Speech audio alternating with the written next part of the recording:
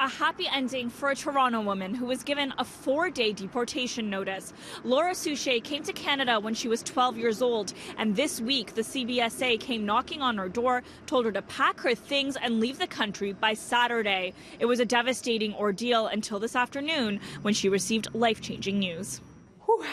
Surreal. I feel like I'm in a dream. The miracle happened. I'm so happy.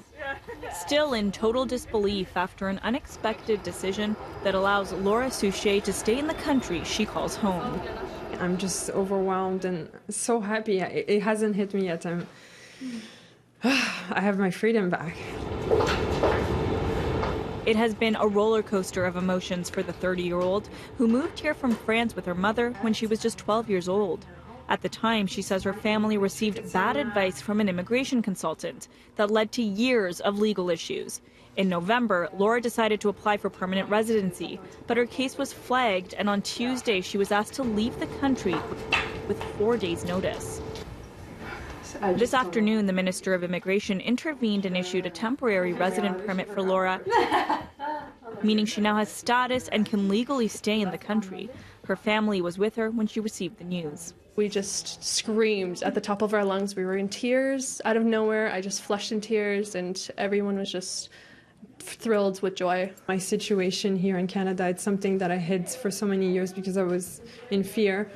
And the amount of support that has come back has been amazing.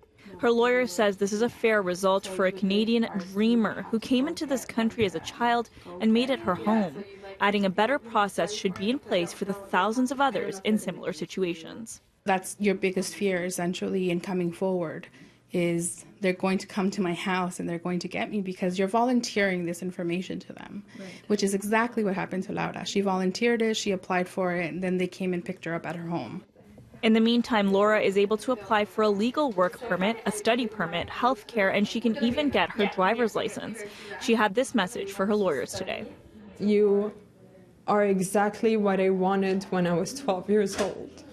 And thank you for all the work you've been putting in this, because I'm free now. And this has been my biggest wish my entire life. The temporary permit gives the government enough time to properly process Laura's application for residency on humanitarian and compassionate grounds. It is her pathway to permanent residency that can take up to a year. For City News, I'm Yazdani.